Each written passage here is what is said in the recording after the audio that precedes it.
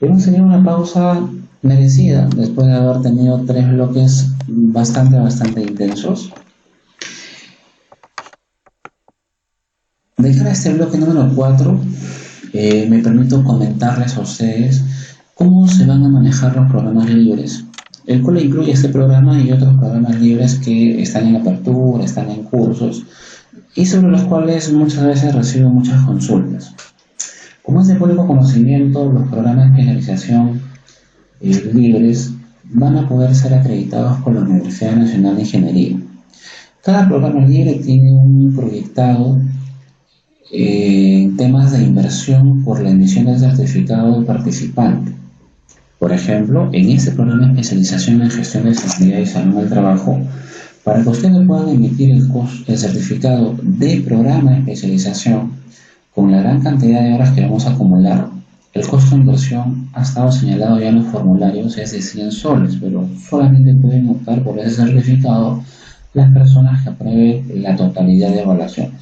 Creo que en ese aspecto nos ha quedado siempre claro. Lo mismo se aplicó en el programa de ISO 14001. En el programa de ISO 14001, al ser un programa un poco más corto, el costo que se le aplicó a ese certificado de especialización fue de 75 soles. ¿Qué pasa si es que yo quiero, aparte del certificado de la organización, aparte del certificado de la empresa, poder llegar a otro nivel? Y llegar a otro nivel es poder acreditar mi programa con la Universidad Nacional de Ingeniería. Esa labor nosotros la hemos gestionado y bueno, no considero que va a ser una labor permanente o sea algo que siempre vayamos a tener. Creo que en este contexto de la pandemia hemos podido lograr que también los programas de especialización sean acreditados por una de las universidades de mayor renombre a nivel nacional e internacional, como lo es la Universidad Nacional de Ingeniería. ¿Qué necesito yo para poder acreditar uno de estos programas libres con la Universidad Nacional de Ingeniería? En principio, aprobar todas las evaluaciones. En este caso, el programa de seguridad y salud del trabajo requiere que usted apruebe todas las evaluaciones.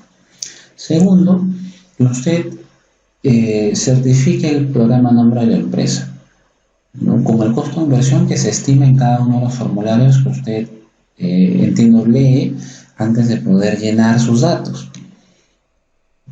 Una vez que usted ha aprobado todas las evaluaciones, pasa por un proceso que nosotros le llamamos proceso de acreditación. El proceso de acreditación es un estándar que maneja la universidad para efectos de poder suplir todos los requerimientos de una casa de estudio de esta naturaleza. Por ejemplo, en el programa de especialización en ISO 14001 ya se ha concluido el programa. Ya hay muchos participantes que han hecho su inversión de 75 soles para la emisión del certificado a nombre de la empresa. Ese certificado a nombre de la empresa tiene obviamente pues todo el temario en la parte posterior y se estructura también pues su calificación. La calificación que se obtenga en el certificado de la empresa en el programa de especialización en ISO 14001 es un promedio de las 4 evaluaciones que usted obtuvo. Sin embargo, el hecho de que usted pueda certificar con nosotros le da la opción también de poder certificar con la Universidad de Ingeniería. El costo que la universidad ha estimado para el curso de especialización en ISO 14001 ha sido de 100 soles. Entonces la inversión total del participante es aproximadamente 175 soles. Estos 100 soles, ¿qué le cubre a usted? Le cubre su derecho de examen para la Universidad de Ingeniería. Si usted aprueba ese examen, porque hay un examen adicional para poder acreditar el programa, usted recién ahí realiza la inversión de los 100 soles. Si usted llega a desaprobar el examen, no es necesario que usted abone los 100 soles. Entonces ahí creo que había una confusión, ¿no? Para que usted pueda acreditar el programa, primero da el examen y se aprueba el examen, hace su inversión para que la universidad le emita su certificado. Pero si usted no aprueba el examen, no le va a permitir en todo caso pues la universidad poder acreditar el programa. Entonces, el mismo esquema se va a dar en este programa de seguridad y salud. Una vez que nosotros concluyamos, para que usted pueda dar su examen de acreditación con la Universidad de Ingeniería, primero tiene que certificar con la empresa, ¿no? Ese costo de certificación con la empresa ya ha estado señalado, como le vuelvo a repetir, en un costo de inversión de 100 soles. ¿Cuánto será el costo que nos aplica la universidad para este programa? No tengo el monto estimado. Lo que no queremos es que de repente obviamente pues ese costo sea elevado y va a ser elevado en la medida en que acumulemos más horas.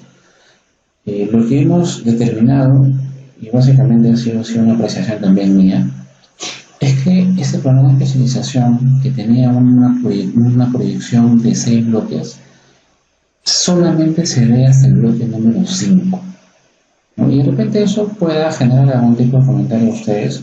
Y si los hay, yo preferiría que los hagan directamente conmigo para yo poder explicarles. Voy a tratar de explicarles por qué de esa decisión.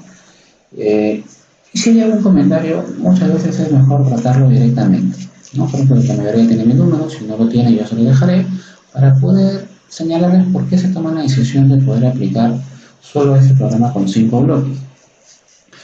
En el bloque 6 yo iba a trabajar la norma ISO 45001, ¿no? Que era básicamente ya un resumen de todo lo que hemos visto, pero ya aplicado a los requerimientos que pide este estándar internacional. En el año 2018 se emite por primera vez este estándar de la ISO 45001 y se da un plazo de ecuación de 3 años para que las empresas puedan pasar del anterior sistema de gestión que tenían, que era OSA 18000, a ISO 45001. Este plazo de ecuación vencía, en marzo del año 2021. O sea, acá en marzo ya las empresas tenían que haber migrado a la ISO 45001. Sin embargo, por el tema de la pandemia, ese plazo se ha ampliado hasta el mes de septiembre. Y lo que está viendo ahorita, en esos momentos en el mercado laboral, es una gran cantidad de empresas que realmente están interesadas en poder certificar con ISO 45001. Entonces, lo que más convenga al común denominador de todos es la decisión que nosotros tomamos.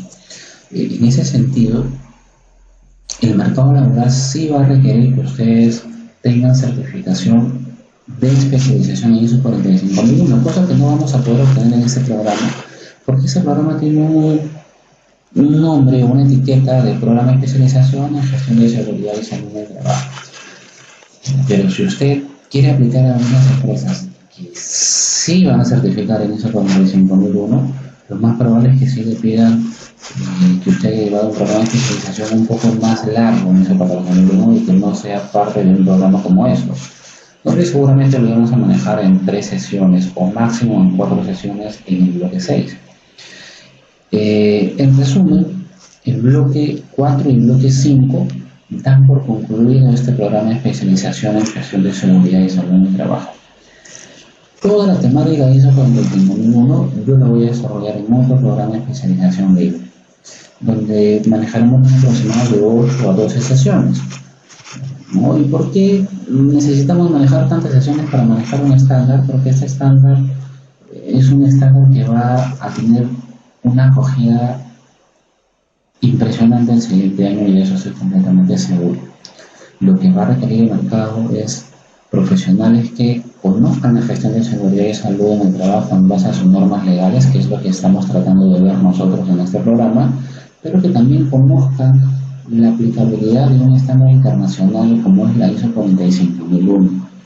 Entonces, vamos a abrir un programa nuevo en ISO 45001, que les permite a ustedes pues, tener un mayor bagaje de visión, obviamente de aplicabilidad de estos conocimientos. Ya dependerá obviamente de ustedes si es que deciden o no deciden aplicar el nuevo programa. Eso ya es un tema que ustedes tendrán que decidir. Por ahí es que esta decisión a algunos seguramente los beneficiará, en otros generará quizás algún tipo de duda. Yo les invito a que si tienen algún tipo de duda o consulta se pueden dirigir a mi persona, siempre con el respeto debido, siempre con la consideración que siempre les he solicitado para temas de comunicación, de tal forma que podamos pues entender un poco nosotros las decisiones que vamos tomando. Entonces, en este bloque 4 vamos a trabajar agentes químicos. Básicamente, en la primera parte vamos a trabajar lo que es material particulado, que es un tema que muchas veces no todos conocen, ¿no? Y eso hace que se ocurran muchísimos errores en los monitoreos. Vamos a trabajar en la sesión 1 del bloque 4 el tema de partículas respirables. Perdón, vamos a trabajar primero partículas inhalables. En la sesión 2 del bloque 4 vamos a trabajar partículas respirables, y en la sesión 3 viene una sesión especial. La tercera sesión tiene como materia de estudio la norma técnica peruana 329-201-2020, que tiene como título Dispositivos de protección respiratoria, respirador filtrante de protección contra partículas. Esta norma técnica peruana va a ser de bastante utilidad estudiarla, porque en estos últimos meses el tema de protección respiratoria ha tomado un papel predominante. Se conoce muy poco en realidad con respecto a la protección respiratoria, y existe mucha confusión con respecto a los diferentes términos. En ese sentido, la sesión 1, partículas inhalables; sesión 2, partículas respirables; y la sesión 3 cubre una necesidad del mercado. La sesión 4 va a ser la sesión de planteamiento de objetivos del sistema de gestión de seguridad y salud del trabajo. De estas cuatro sesiones se van a emitir 2 certificados. Un certificado que va a abarcar las 3 primeras sesiones. ¿Por qué se toma esa determinación? Se toma esa determinación porque son temas vinculantes. Entonces no va a agregar mucho valor tener certificados separados, ¿no? Entonces van a haber básicamente en este grupo, voy a repetir, 2 certificados de emisión. Un certificado que sí tendrá un costo de inversión, que va a ser el primer certificado que va a cubrir las 3 primeras sesiones. Esto va a hacer que el certificado también tenga mayor cantidad de horas de estudio, y el certificado que se emite sí de forma libre, sin costo de inversión alguno, ese es el certificado de la sesión 4, con respecto al planteamiento de objetivos del sistema de gestión de seguridad y salud en el trabajo.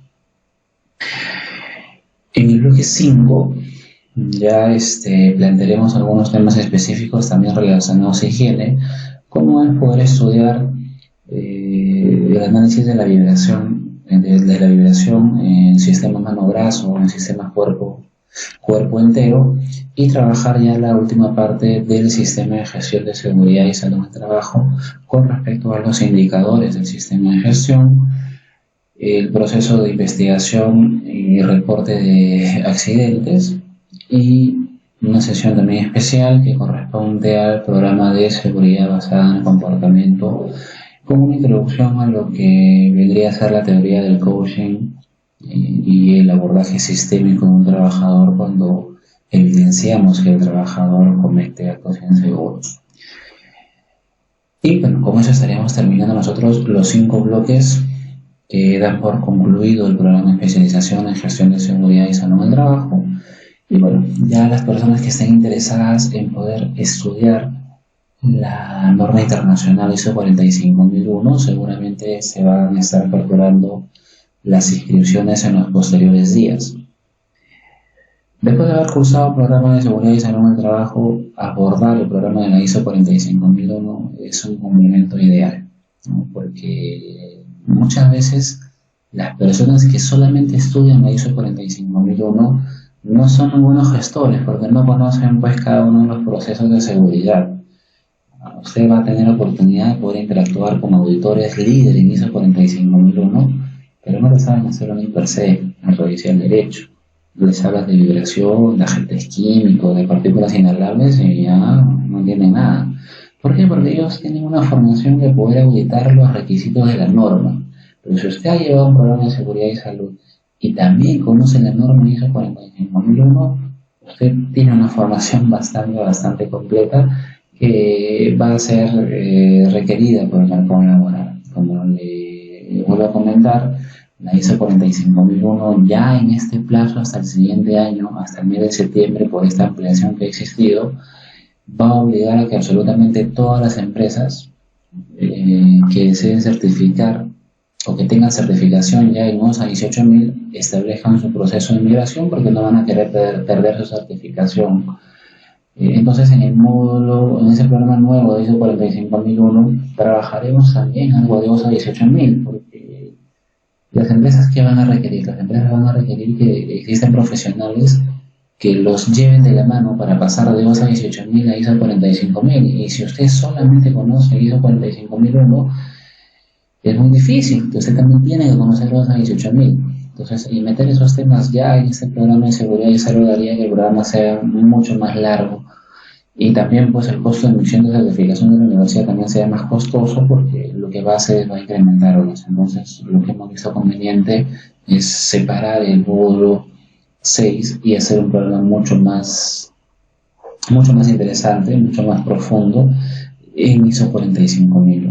El programa ISO 45001 lo van a llevar con mi persona. Yo soy auditor líder en ISO 45000, lo van a llevar con mi persona y va a ser un programa bastante bonito, porque es un programa que ya no tiene cálculo. Por ahí, si alguno de ustedes está preocupado y por ahí que han quedado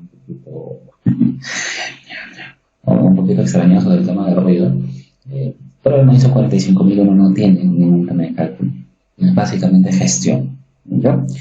Bien, bueno, ese era el comentario que quería yo acotar con respecto a toda esta coyuntura. Vamos a trabajar en la sesión número 1 el tema de partículas inhalables.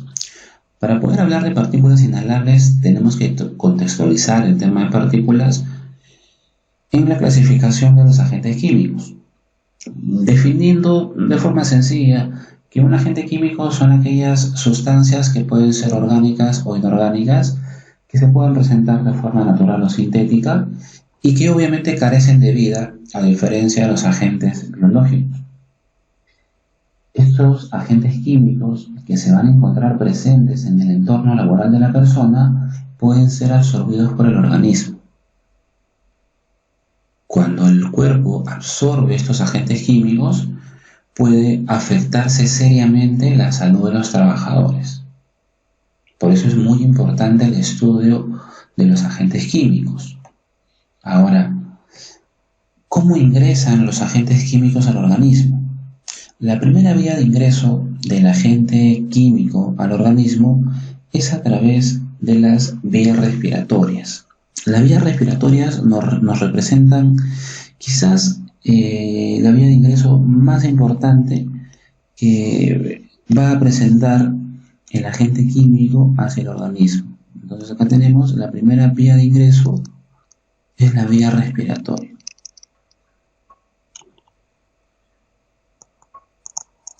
El trabajador en su jornada laboral inhala una gran cantidad de aire, y si el trabajador labora con productos químicos, lo que está inhalando en realidad son contaminantes químicos que van a encontrarse dispersos en el ambiente. Se pueden encontrar en forma de polvos, se pueden encontrar en forma de gases y vapores, ¿no? Y entendiendo también pues que la vía respiratoria es la más importante vía de penetración de los agentes químicos al organismo, tenemos que tomar las consideraciones, hacer el análisis de cuál es el agente químico con el cual interactúa la persona, para posterior a eso tomar todas las medidas de protección hacia nuestro trabajador. La otra vía de ingreso de los agentes químicos al organismo se da a través de la vía cutánea, ¿no? La palabra cutánea nos hace relación inmediata a que el agente químico también puede hacer el ingreso hacia el organismo a través de la piel. Sabemos nosotros que la piel constituye una gran barrera en realidad del ingreso del agente químico al organismo. Sin embargo, hay productos químicos que pueden atravesar la piel, llegando a la sangre y produciendo pues efectos tóxicos importantes que van en contra de la salud de las personas.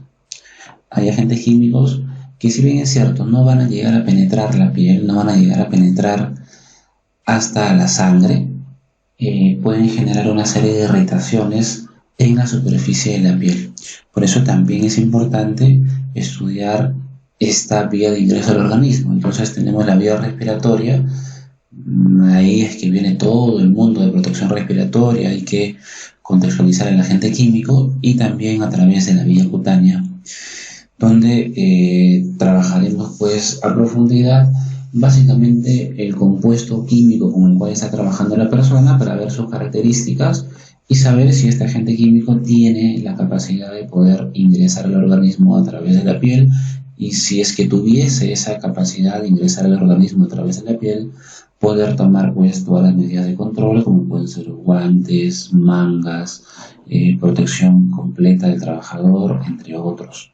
Eso ya dependerá de la toxicidad del agente químico con el cual esté interactuando nuestro trabajador.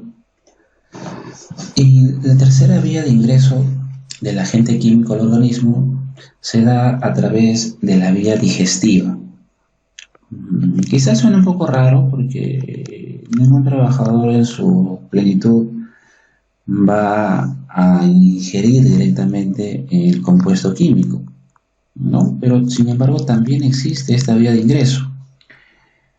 Esta vía de ingreso al organismo no es muy recurrente, dado que la cantidad de veces en la cual se genera esta vía de ingreso al organismo básicamente se da de forma accidental, pues difícilmente alguien ingiere un producto químico voluntariamente. Ahora, la ingestión de un agente químico básicamente ocurre por los malos hábitos alimenticios de la persona. Un trabajador que elabora con un producto químico y no se lava las manos, obviamente pues cuando ingiere un alimento, cuando ingiere una fruta, cuando coge el alimento con las manos, está también pues ingiriendo este producto químico. Entonces también hay que tener consideración con esta vía de ingreso. Podríamos citar inclusive hasta una cuarta vía de ingreso del agente químico al organismo, y esa es la famosa vía de ingreso parental. La vía de ingreso parental se da cuando el agente químico ingresa al organismo a través de fluidos de sangre. Y esto se puede dar cuando el trabajador interactúa con el producto químico, habiendo el trabajador teniendo quizás una herida abierta, una herida sin sanar, que al final pues se convierte en un foco de infección porque el agente químico va a ingresar al organismo a través de esta vía. Entonces, tenemos vía de ingreso respiratoria, vía de ingreso cutánea, vía de ingreso digestiva y vía de ingreso parental. ¿Cuál es la más recurrente? La que más nos va a traer problemas seguramente es la vía respiratoria, ¿no? Porque el trabajador constantemente está inhalando gran volumen de aire. La vía cutánea, como hemos mencionado, depende mucho de las características del producto químico. De igual forma hay que tomar consideraciones con respecto a la protección de manos, a la protección de brazos o inclusive también a la protección de cara si es que el producto químico tiene alta toxicidad con respecto a la piel. La vía digestiva, que no es una vía normal, es una vía muchas veces involuntaria, pero viene por los malos hábitos. Entonces hay que establecer campañas adecuadas para que el trabajador sepa que cada vez que interactúa con el producto químico tiene que establecer un proceso de limpieza adecuada de manos.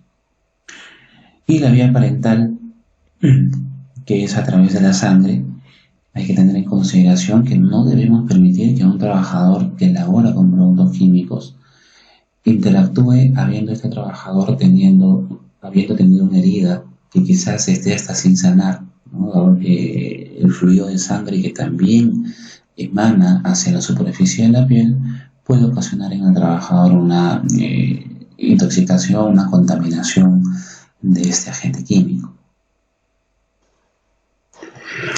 Para poder hacer un mejor estudio de los agentes químicos, vamos a clasificar los agentes químicos. Entonces, vamos a colocar aquí los agentes químicos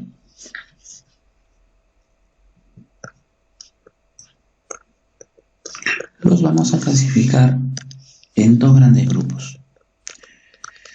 De aquellos agentes químicos que se encuentran en forma de partículas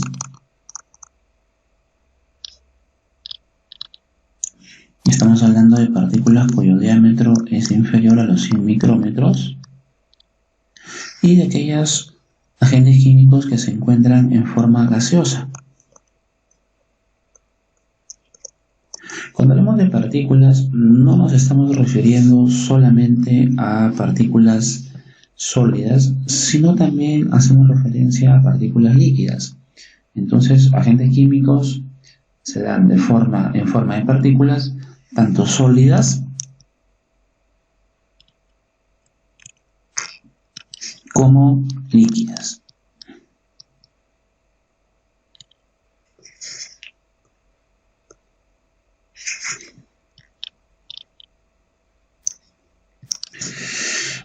Estas partículas sólidas se pueden presentar en forma de polvos,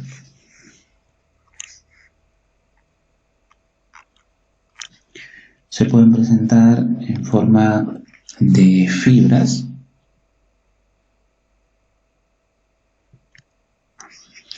y en forma de humos,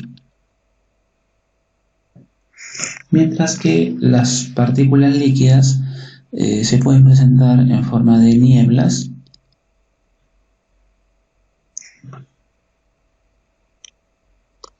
y en forma de neblinas. Entonces tenemos acá agente químico, se puede dar de forma de partículas. Las partículas pueden ser sólidas, pueden ser líquidas. Las partículas sólidas se pueden dar en forma de polvos, de fibras, de humos, y las partículas líquidas se pueden presentar en forma de nieblas o neblinas. Las partículas que se presentan en forma de polvos básicamente surgen cuando los materiales sólidos sufren transformación a través de golpes, a través de moliendas, a través de rupturas, a través de trituración, generando que estas partículas sólidas queden suspendidas en el aire y que luego vayan sedimentando, ¿no? La velocidad de la sedimentación obviamente pues está ligado a las características físicas de este material particulado. Con respecto a las fibras, por ejemplo, podemos citar al asbesto, ¿no? Que es este material cancerígeno, producto del microcemento. Mientras que los humos son una mezcla de gases, vapores y contaminantes que se aerotransportan procedentes de la combustión incompleta de diferentes materiales. Aquí podemos encontrar nosotros también, por ejemplo, los humos metálicos. Los humos metálicos son partículas muy pequeñas que se forman cuando algunos materiales sólidos se vaporizan y luego se enfrían bruscamente, ¿no? Cuando se enfrían bruscamente ya se produce la condensación, ¿no? El caso más común de las partículas de humos son aquellos que se forman cuando se establece el proceso de soldadura. Cuando se produce la soldadura, se producen humos, ¿no? Donde los vapores del material fundido se enfrían, se solidifican y luego son aerotransportados. También se producen en la fundición de metales. Con respecto a las nieblas y o neblinas, ¿no? Las nieblas son partículas líquidas que se generan de la ruptura mecánica de un líquido. Por ejemplo, estas pinturas que vienen en spray. Esas pinturas que vienen en spray son un claro ejemplo de las famosas partículas líquidas en forma de niebla. Mientras que las neblinas son partículas líquidas que se generan por la condensación de vapores de un líquido.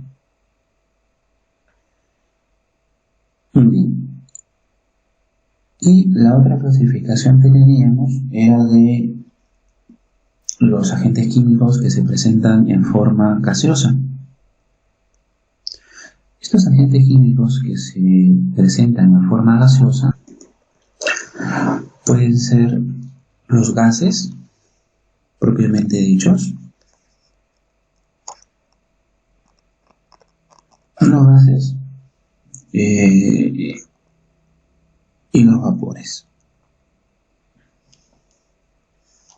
Los gases como tal son sustancias químicas que se encuentran en la fase gaseosa a presión y temperatura ambiente, mientras que los vapores son las emanaciones producidas por la evaporación de un líquido o sólido a temperatura ambiente o por el aporte de calor de una influencia externa. Son ejemplos de gases, por ejemplo, el monóxido de carbono, el nitrógeno de cloro, mientras que son ejemplos de vapores la gasolina, los disolventes, ¿no? Dado que esos disolventes se evaporan a temperatura ambiente. O si es que existe influencia del calor, pues el alcohol se evapora mucho más rápido, ¿no? Por eso es que dicen que no debemos dejar el alcohol con exposición al sol, que no debemos dejar el alcohol en un día soleado, ¿no? Que no debemos dejar la tapa abierta del alcohol. Esta es la clasificación entonces general de lo que respecta a los agentes químicos. Material particulado, aparte de esta forma en la cual se pueden presentar, que se puede dar a través de partículas sólidas o líquidas, también tiene otra clasificación. Esta clasificación se da básicamente por el diámetro de la partícula. Y en esta clasificación de material particulado podemos nosotros encontrar, por ejemplo, las partículas inhalables,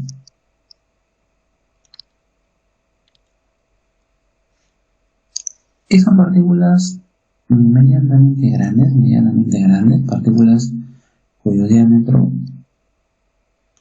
varía hasta los 100 micrómetros. Encontramos también a las famosas partículas torácicas,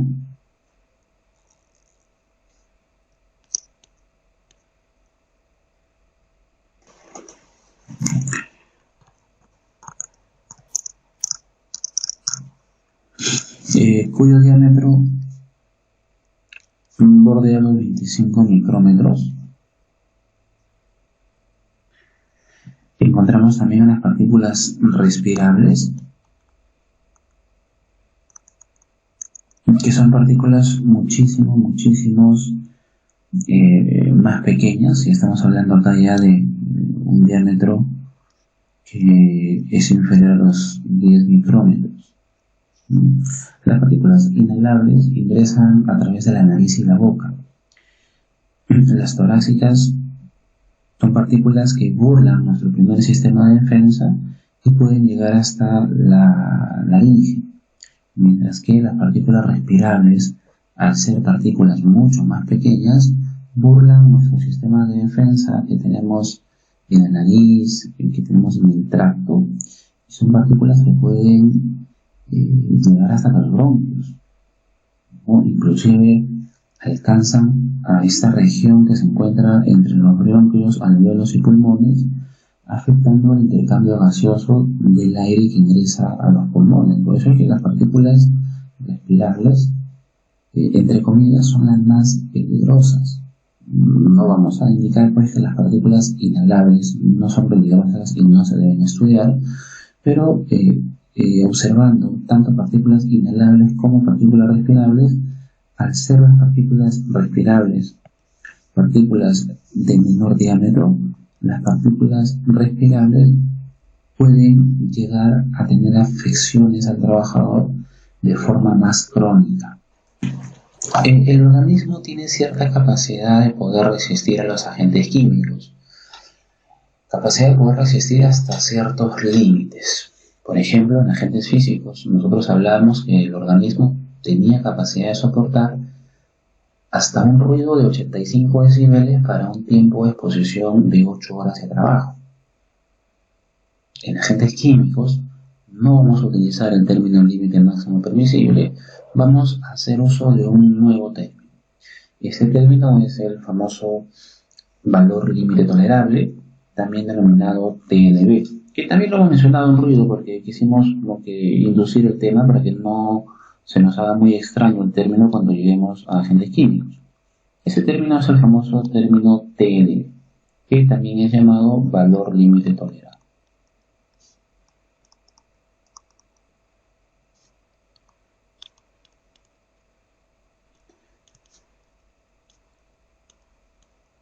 Esa terminología de TLB o valor límite tolerable fue establecida por ACGIH, la Asociación Internacional de Higienistas Industriales. Sin embargo, en algunos textos podría ser que usted no encuentre el término TLB y quizás encuentre este término también bastante conocido, que es el famoso PEL. Este término, en su traducción, es el límite de exposición permisible.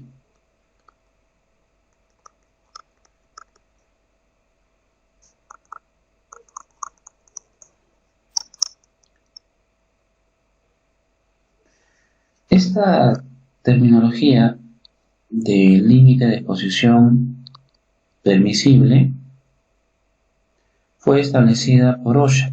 Entonces, OSHA no utiliza el término TLB, utiliza el término PEL. ¿Qué es OSHA? OSHA es una entidad de los Estados Unidos que se encarga de la administración de la seguridad y salud ocupacional. Y en otra bibliografía no va a encontrar el término TLB, no va a encontrar el término PEL, va a encontrar el término REL. El término REL, que en su traducción sería el límite de exposición recomendado,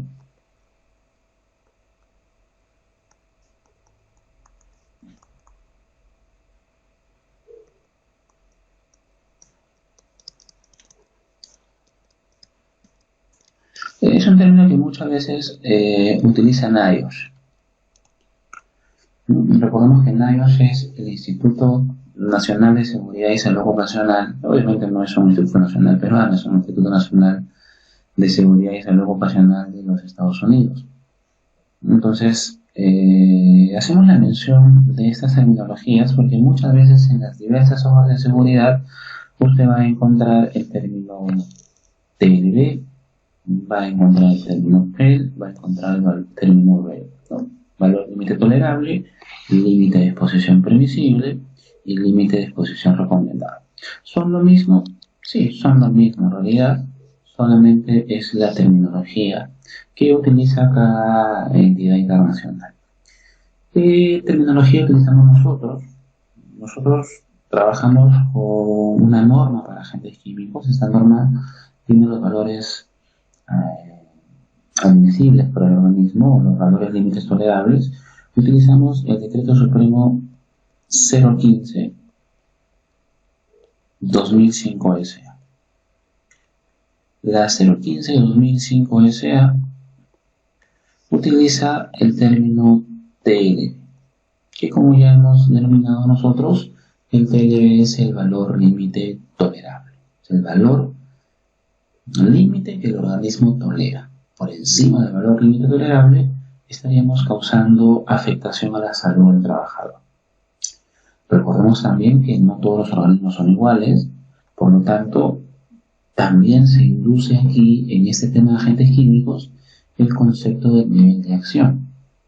Recordemos que el nivel de acción se define como el 50%, en este caso, del valor límite tolerable. El nivel de acción nos permite tener un estándar más exigente con respecto a la protección de nuestros trabajadores. ¿Por qué? Porque aún estando usted trabajando con valores menores al TLB, podría usted estar afectando la salud de sus trabajadores, teniendo en consideración, y eso ya lo hemos comentado nosotros, que no todos los organismos responden igual ante un agente, y los agentes químicos son mucho más sensibles al organismo. Entonces, los TLBs que nosotros vamos a estudiar son TLBs que protegen a la gran cantidad de personas, pero siempre va a haber acá un pequeño grupo de personas que son las personas más sensibles. Son personas que usted, aún trabajando con los valores límites tolerables que son recomendados por las diferentes normas, podría estar haciéndole daño a la persona. ¿Por qué? Porque hay personas que son mucho más sensibles y en agentes químicos esa sensibilidad se nota mucho más. Entonces hay que tener en consideración, no olvide que el término nivel de acción, vamos a colocarlo acá entonces, el término nivel de acción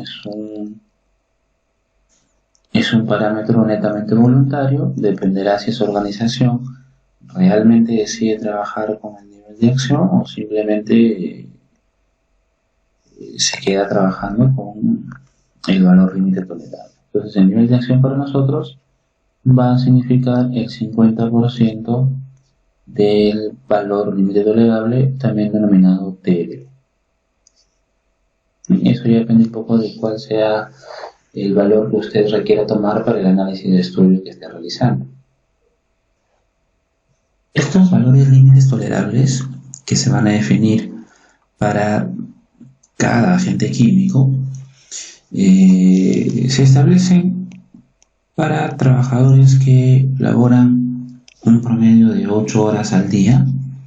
Entonces los TLBs se definen para trabajadores que laboran 8 horas al día o en su defecto trabajan 40 horas a la semana.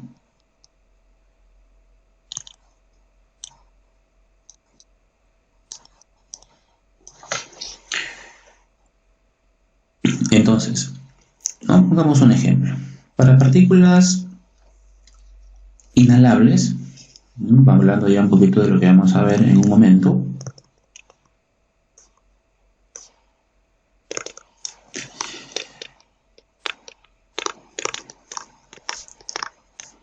para partículas inhalables se define el TLB o valor límite tolerable en 10 miligramos por metro cúbico.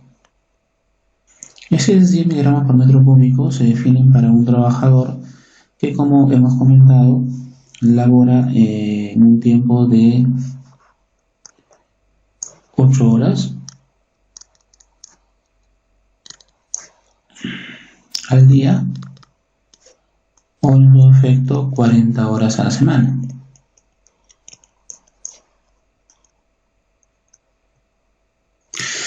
¿Qué sucede cuando el trabajador ya no labora el tiempo de jornada normal de 8 horas al día?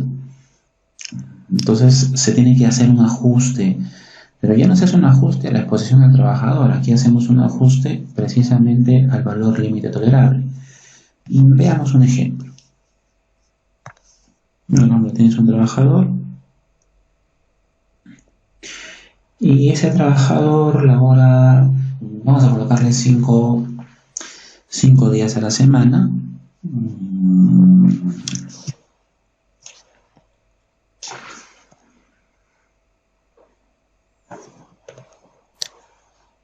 Aquí está, vamos a trabajar 5 días a la semana.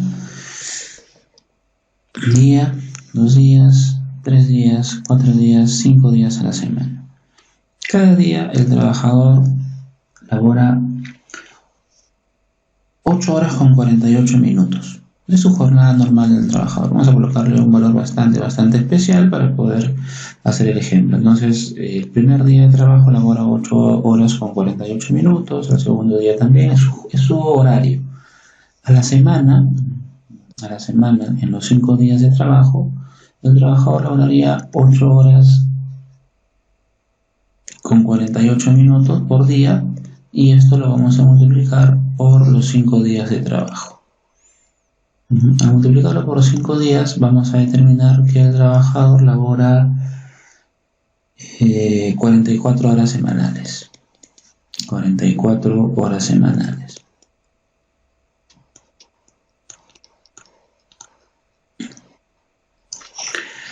Entonces, si el trabajador no está laborando 8 horas al día, ya no puede utilizar el TLB de 10 miligramos por metro cúbico.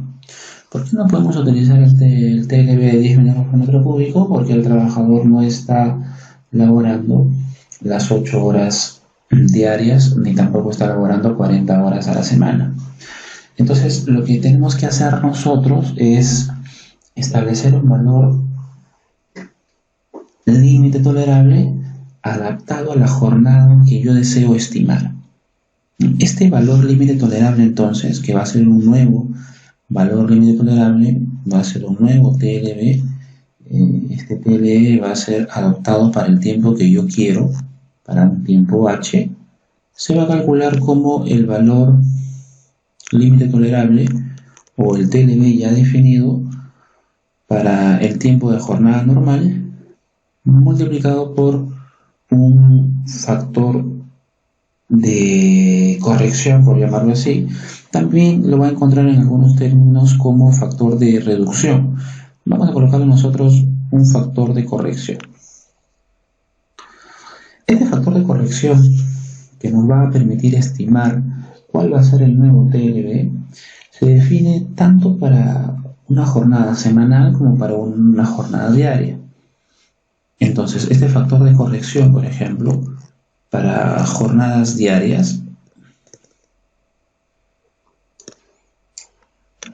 se define como 8 sobre h, que multiplica a 24 menos h sobre 16, donde h es el tiempo de trabajo de la persona. Pero también se define el factor de corrección o reducción semanal. Y este factor de corrección o reducción semanal se calcula como 40 sobre h, que multiplica a 168 menos h sobre 128. 40 este 40 que está aquí obviamente es de las horas semanales. El 168 es el número total de horas que trabajaría la persona, que contiene una semana, perdón. En este caso, el 168 es 24 por 7, 24 horas al día por 7 días a la semana. Y el 128 es el resultado de la diferencia entre 168, que es la cantidad de horas total de la semana, con la cantidad de horas trabajadas, que en este caso es 40, ¿no? Por eso es que ahí colocamos 128. Pero bueno, si ustedes desean, los pueden tomar como si fueran fórmulas, por llamarlo así. Entonces, en nuestro ejemplo, en el ejemplo que hemos estado comentando, tenemos un trabajador que labora en un día,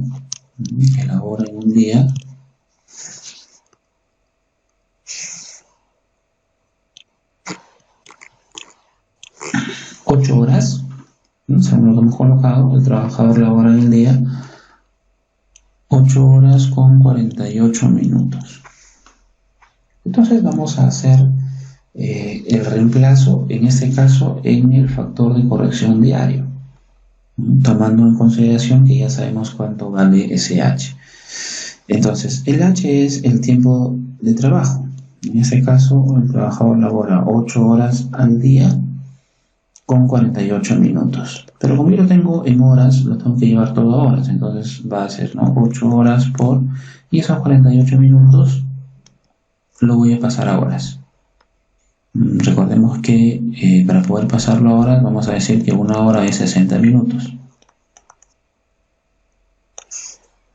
Entonces nos va a salir que el h es 8 horas con 48 minutos. Pero acá simplificando minuto con minuto, sexta con sexta, vamos a determinar que el trabajador entonces trabaja 8.8 horas.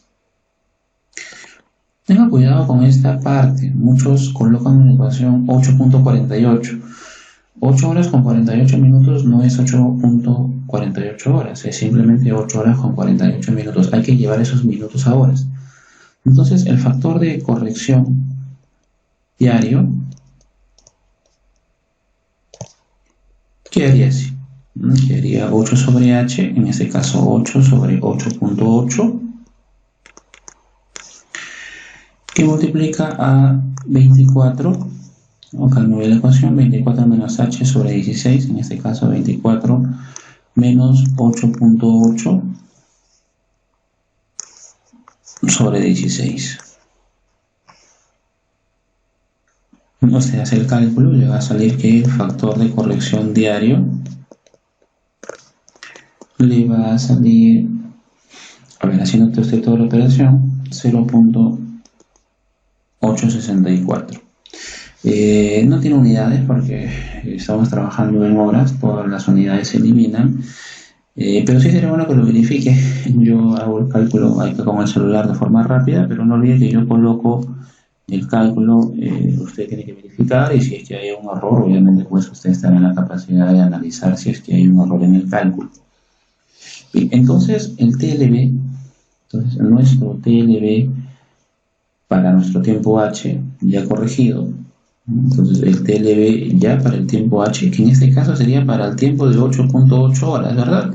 Sería el TLB que ya se define para 8 horas multiplicado por el factor de corrección que hemos calculado. Multiplicado por el factor de corrección que hemos calculado, por lo que el TLB para 8.8 horas va a ser el TLB que ya lo he definido acá arriba.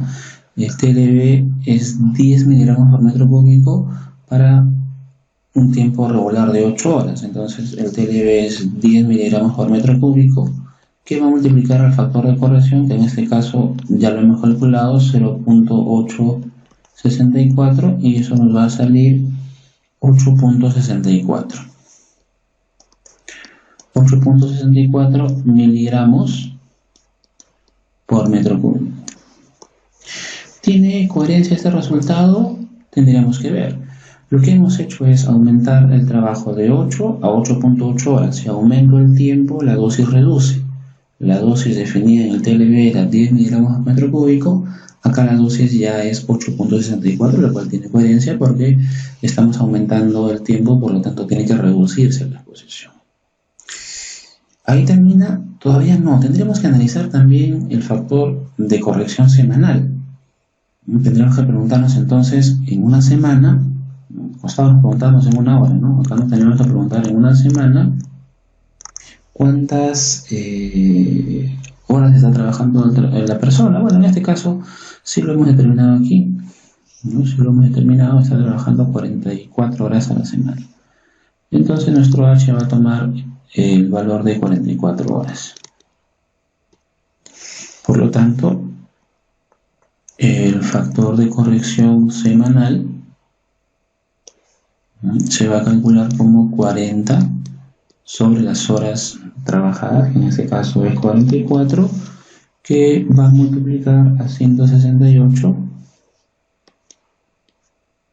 No olviden que 168 es la cantidad de horas totales de la semana, menos las 44 horas trabajadas sobre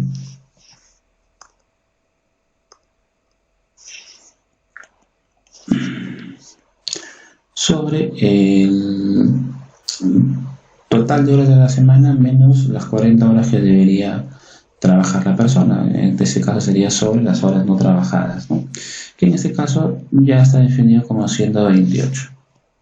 Usted calcula la ecuación y le va a salir el factor de corrección, ¿no? El factor de corrección, haciendo toda esta ecuación ya usted lo puede corroborar. A ver, aquí en la calculadora me va a salir 0.88. No tiene unidades, pero con ese factor de corrección calculamos el TLB, que en este caso ya sería el TLB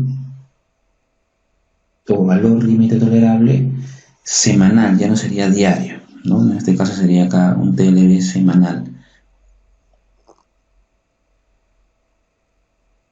Ese TLB semanal, como estamos hablando de concentración, se calcula de la misma forma, simplemente es el TLB que ya está definido para la jornada del trabajador multiplicado por el factor de corrección.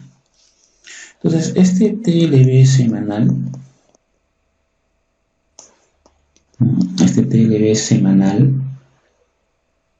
sería 10, no olvide que 10 es el TLB para partículas inhalables, que ya lo hemos definido, multiplicado por el factor de corrección, que es 0.88. Y eso a usted le va a arrojar 8.8. 8.8 miligramos por metro cúbico. Entonces, cuando la persona trabaja una cantidad de horas distintas a 8 horas, calculamos una corrección para poder definir un nuevo TLB. Pero tenemos que analizarla tanto de forma diaria como de estimación semanal. Y acá tengo dos valores. El 8.64 que me salió como concentración diaria y 8.8 que nos ha salido como concentración semanal, ¿no? Entonces tengo 8.64 y 8.8. ¿Qué es lo que tengo que hacer? Comparar. Vamos a comparar esos dos valores. ¿Y con cuál vamos a trabajar realmente? ¿No? ¿Con cuál de esos dos nos vamos a quedar? Tenemos que quedarnos con el valor más restrictivo, el valor que nos va a dar mayor protección a la persona. El valor que en ese caso es un valor más restrictivo es 8.64. Por lo tanto, para este trabajador, aunque ya sabemos que labora en un día 8.8 horas y a la semana hace 44 horas,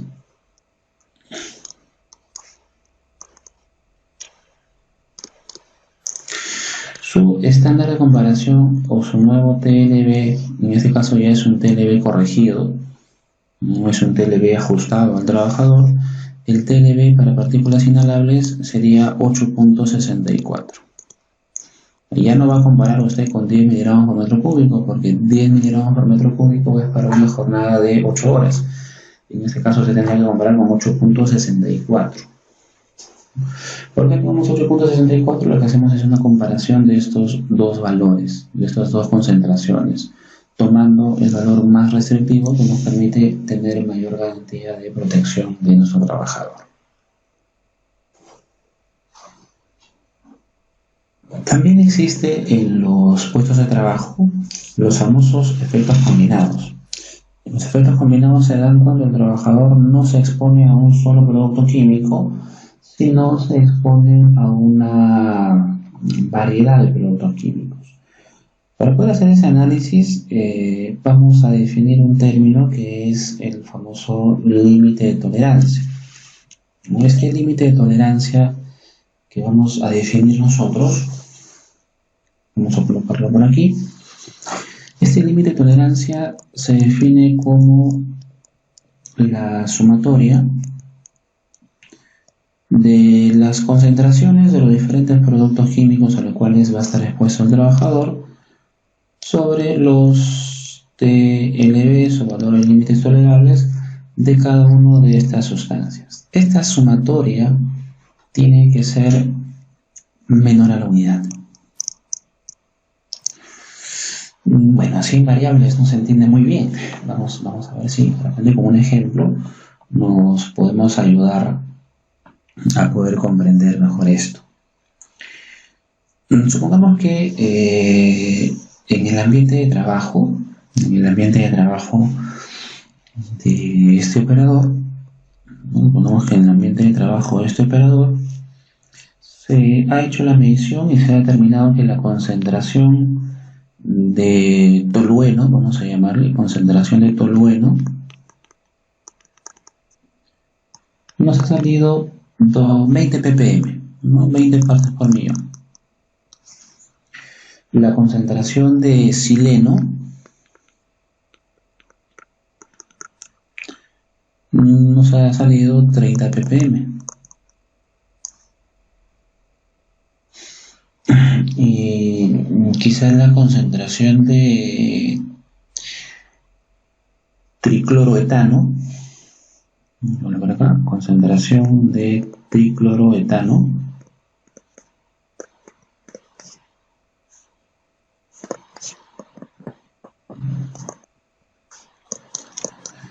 nos ha salido 15 ppm. Entonces tenemos una atmósfera, tenemos un ambiente de trabajo en el cual hay tres compuestos químicos, hay tres agentes químicos que se encuentran presentes en el ambiente y que hemos podido nosotros medir. Lo primero que tenemos que hacer es nosotros definir cuáles son los valores límites tolerables. Tendremos que definir cuáles son los valores límites tolerables para cada una de estas sustancias. Eso lo va a poder encontrar usted en la 015, por ejemplo, ¿no? Y digo por ejemplo porque, bueno, tendría que revisar la 015 para poder recordar cuál es el valor límite tolerable de cada una de estas sustancias. Eso usted lo va a poder revisar. Lo que necesito es que usted me comprenda un poquito la dinámica de cómo se aplica esta ecuación, ¿ya? Si coloco valores límites tolerables distintos a la 015, ya usted entiende de que los he colocado a medida de ejemplo, para no demorar mucho. Entonces, definimos, por ejemplo, y esto lo voy a extraer de la 015, el TLB para el tolueno, ¿no? Supongamos que sea 50 ppm, y para el chileno, si la memoria no me falla, es 100 ppm. Ya usted lo verifica. Y para el tricloroetano, o para el tricloroetano también le vamos a colocar un TLB. Vuelvo a recalcar, por favor, el TLB los estoy colocando un poquito en la memoria. Usted tiene que corroborar estos valores con los que aparecen en la 015. En este caso, para el tricloroetano, el TLB debe estar por los 50 ppm también.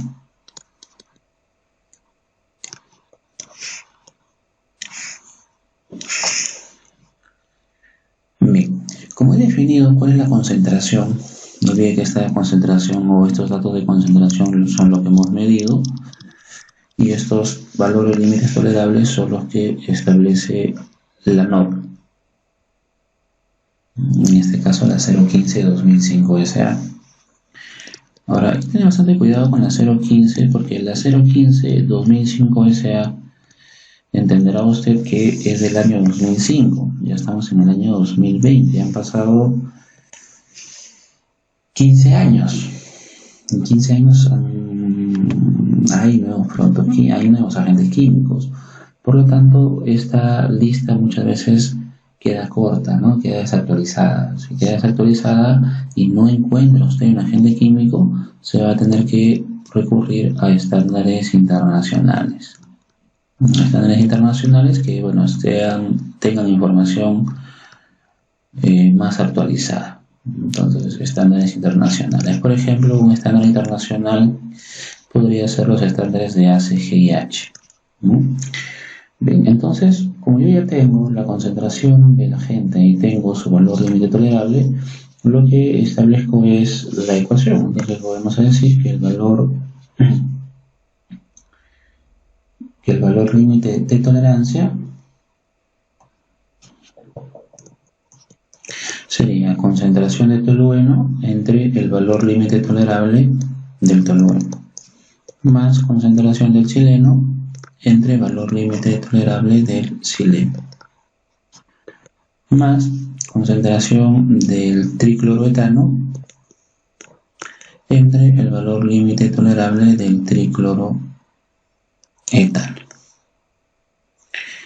Bien, usted calcula todo esto.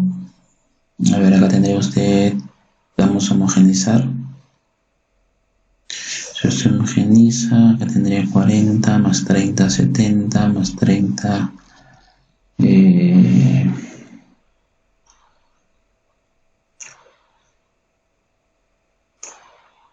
100. No, bueno, homogenizando, multiplicando por 2, tendría que estar, que es lo mismo que sería 40 sobre 100, más 30 sobre 100, más 30 sobre 100. Y acá nos ha salido, dada casualidad y suerte, nos ha salido 100 sobre 100. 100 sobre 100 es 1, y el 1 debió ser menor a la unidad, porque hemos definido acá que el límite de tolerancia tiene que ser menor a la unidad. Por lo tanto, no estaríamos cumpliendo con ese límite de tolerancia. No estaríamos cumpliendo con el límite de tolerancia. ¿Qué significa esto?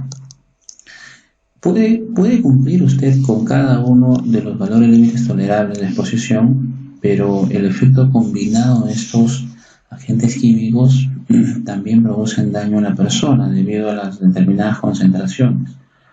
Entonces, no solamente basta con cumplir los valores límites tolerables para cada uno de los agentes químicos que se encuentran en la atmósfera, sino también cumplir con esta proporción a la cual hemos denominado nosotros límite de tolerancia, ¿no? Que la hemos definido como aquel límite que nos va a dar un valor representativo de la interacción de estas sustancias que se encuentran implicadas y que producen pues un efecto aditivo entre ellas, que se van sumando y que generan pues un daño en el trabajador. Entonces siempre ese límite de tolerancia tiene que ser menor que la unidad, ¿no? A nosotros nos ha salido exactamente 1, debe ser menor a la unidad, ¿no? En este caso vamos a decir que tendríamos que establecer alguna medida de control muy particular sobre un agente en específico, ¿no? Por ejemplo, ¿no? Si usted le reduce la concentración de sileno, ¿no? Si ya no es 30 ppm y usted reduce la concentración de sileno, usted tendría 20 sobre 50 y de repente lo reduce de 30 ppm, que es el sileno, lo reduce hasta 25. Entonces va a tener 20 sobre 50, 25 sobre 100 más 15 sobre 50.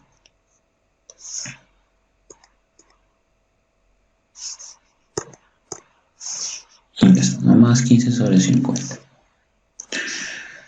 Bueno, acá lo que hice fue multiplicar por 2 para poder tener un denominador común.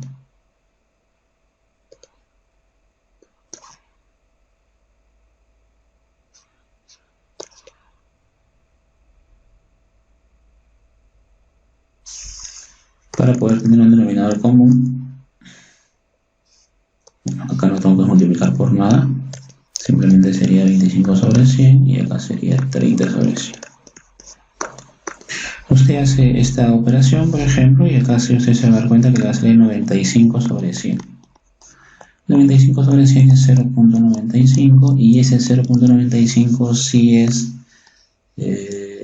menor que la unidad, ¿no? Entonces acá sí estaríamos cumpliendo con el límite de tolerancia, ¿no? Y es a donde usted debe llegar cuando tenga atmósferas en las cuales haya una adición de compuestos químicos que estén actuando en simultáneo.